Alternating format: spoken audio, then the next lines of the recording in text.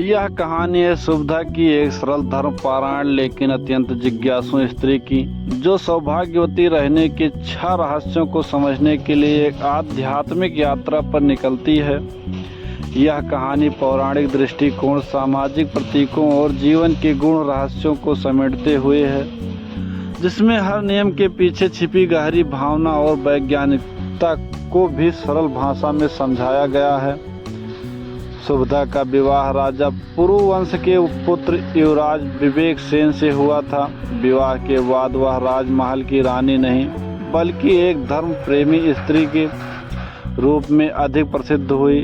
उसके लिए श्रृंगार केवल सौंदर्य नहीं था, वह तो उसका व्रत था। उसके पति की लंबी उम्र और जीवन की स्थिरता के लिए एक दिन सुविधा ने अपनी वृद्ध दाई के रहस्य सुना, अखंड सौभाग्य के 6 नियम। उत्सुकता सुविधा ने पूछा, दाई माँ, क्या यह केवल अंधविश्वास है या इसके पीछे कोई रहस्य भी है? दाई माँ ने कहा, बेटी, अगर तू इन नियमों को गहराई समझ ले तो तेरा सौभाग्य कभी छीनेगा नहीं, लेकिन समझने के लिए तुझे आस्था, प्रेम और धैर्य के इन नियमों को जीना होगा।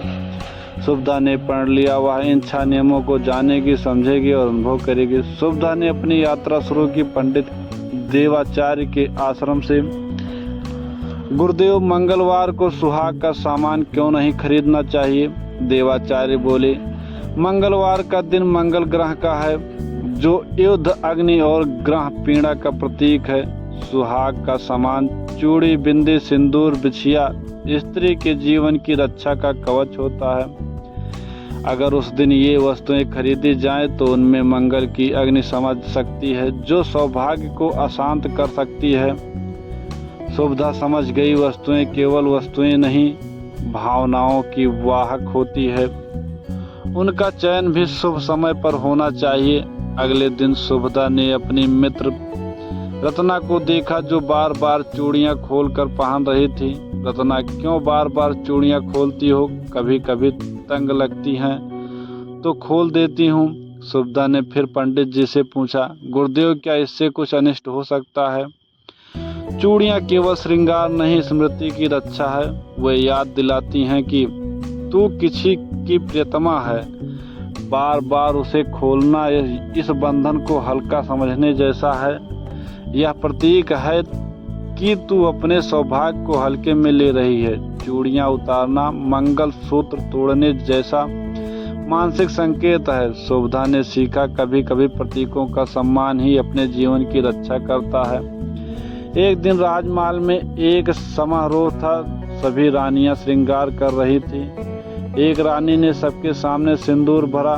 सुविधा ने सिर झुकाकर कहा, मुझे ये नियम ठीक से समझना है।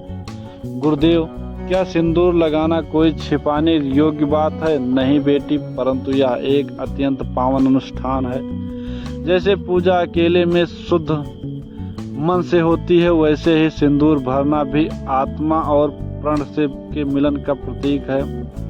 इसे दिखावे को वस्तु मत समझो। जब तू इसे शांत, एकांत, श्रद्धा से भरती हो, तब मन उसका प्रभाव पति के जीवन पर पहुंचता है।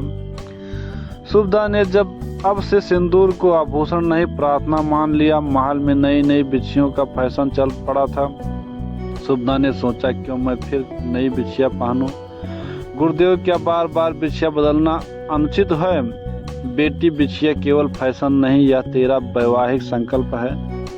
हर बार बिछिया बदलना मानो हर बार संबंध को बदलना।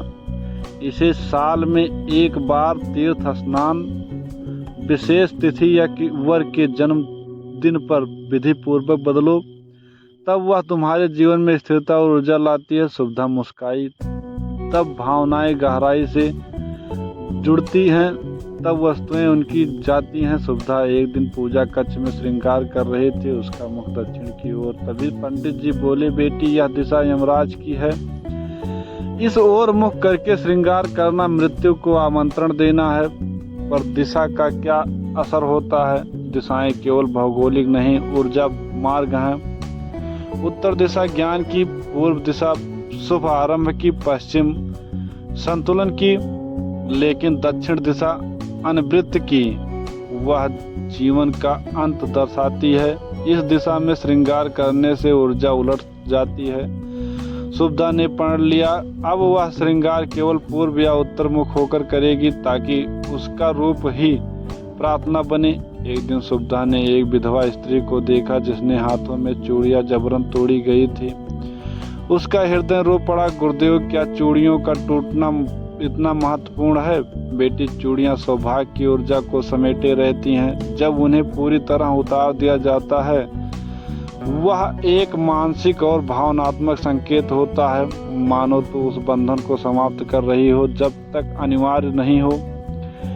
उन्हें पूरी तरह न उतारो, कुछ चूड़ियां रहने देना जैसे जीवन में विश्वास रहना। शुभदा ने अब वह नियम अपने जीवन का हिस्सा बना लिया। भावनाओं का श्रृंगार होता है जिसे अनदेखा नहीं किया जा सकता। समय बीतता गया। शुभदा के जीवन में बहुत तूफान आए। उसके पति एक युद्ध में घायल हो गए, राज्य में महामारी फैली और महल में कई लोग उजड़ गए, लेकिन शुभदा के मन में एक ही दीप जलता रहा, सौभाग्य का व्रत। उसने न कभी मंगलवार को सुहाग का सामान खरीदा, न चूड़ियां बार बार बदली। उसका सिंदूर हमेशा पूजा के बाद लगा।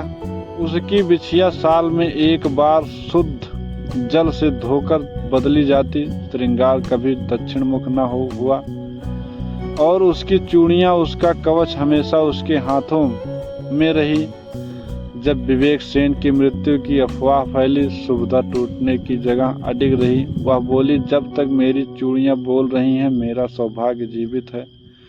कुछ ही दिनों में राजा लौट आए, घायल पर जीवित। शुभदा अब केवल रानी नहीं थी, वह देवी बन चुकी थी, स्त्रियों के लिए श्रद्धा और प्रेरणा का प्रतीक।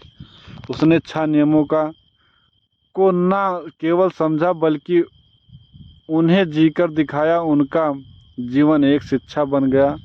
श्रृंगार बाहरी नहीं भीतरी होता है। जब नारी अपने प्रतीकों का सम्मान करती है तब वह अपने जीवन, पारिवारिक और समाज की रक्षा करती है। यह तुम भी जीवन में अखंड सौभाग्य चाहती हो तो शुभदा के इन 6 नियमों का स्मरण करो। मंगलवार को सुहाग सामग्री मत खरीदो, यह दिन सौम्यता नहीं शक्ति का है। बार बार चूड़ियां मत उतारो, यह तेरा भावनात्मक कवच है। सिंदूर सबके सामने नहीं, श्रद्धा से लगाओ, यह दिखावा नहीं आत्म का मिलन है। बिछिया बार बार मत बदलो, यह बंधन का प्रतीक है, फैशन का नहीं। दक्षिण मुख श्रृंगार मत करो, जीवन की ऊर्जा को मृत्यु की दिशा मत दो। हाथ की चूड़ियां पूरी तरह मत उतारो, यह सौभाग्य का संरक्षण है। धन्यवाद। जय हिंद।